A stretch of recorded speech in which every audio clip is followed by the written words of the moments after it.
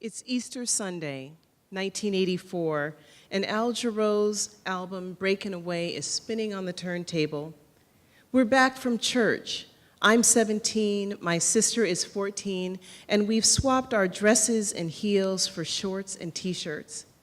The lamb roast my dad put in the oven before we left has cooked down, and the gamey aroma hangs in the air. In a couple of hours, we'll gather around the dining room table my mom is setting with her best china.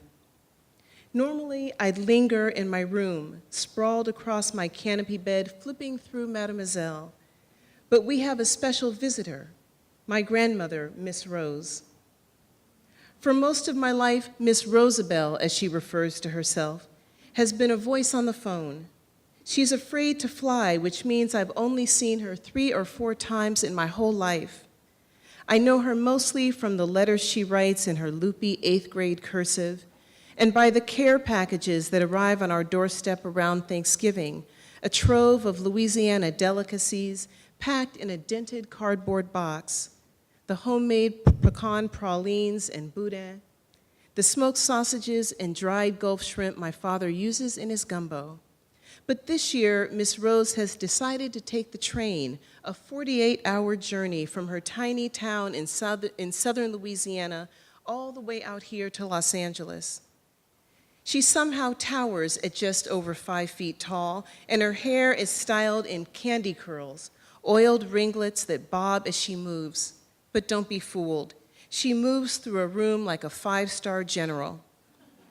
My dad is the family chef.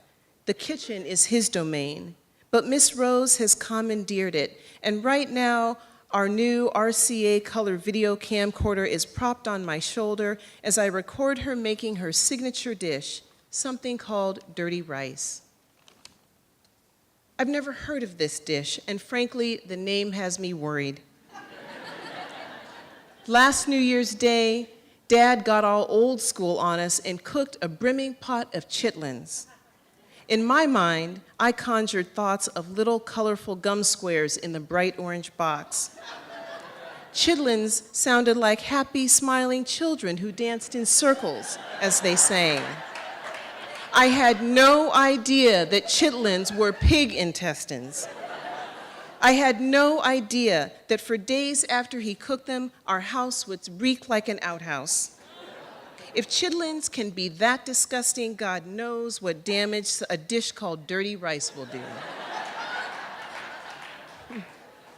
Early afternoon light streams through the kitchen window.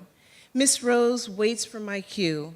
I press the record button, and when the light begins to flash, Miss Rose launches into her performance.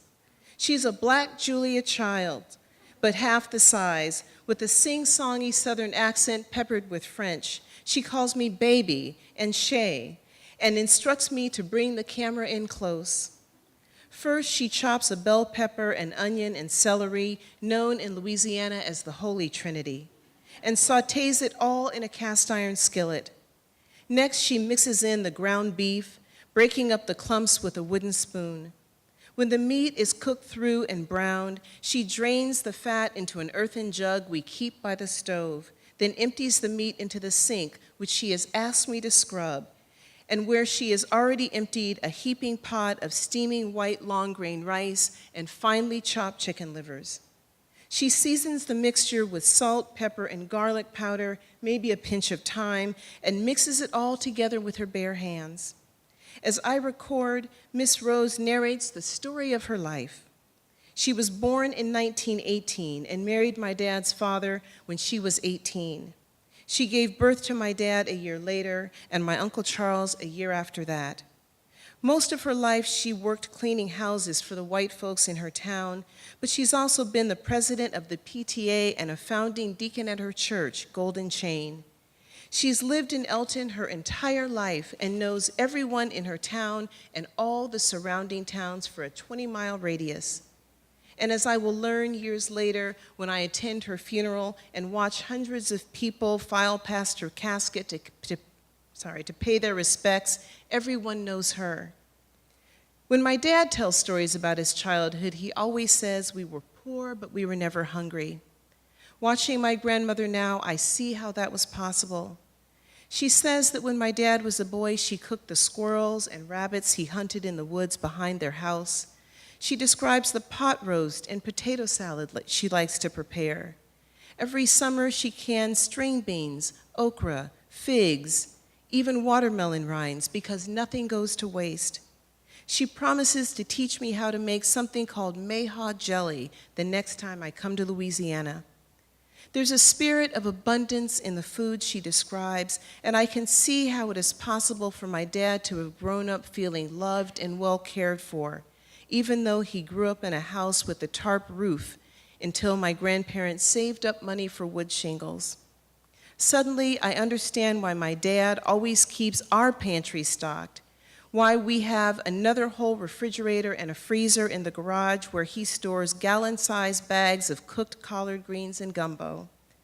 I understand why he didn't get mad when I invited my school friends over to feast on $17 per pound Alaskan king crab legs he bought as a family treat. Food is to be shared. If he has it, we all do. Finally, Miss Rose transfers the dirty rice to the sink, from the sink to a large mixing bowl and covers it with foil. When I ask how she came to make it, she tells me she always has. It's just something she knows, and that she doesn't only make it for her family. Word of her cooking has spread, and she regularly receives requests from Black people and white people alike. That she'll make it for anyone who asks. Food is her way of connecting. It's her gift to the people she loves. A few days later, we drive Miss Rose to the train station. She's fed us every night. She's told her granddaughters about the people and the place we come from.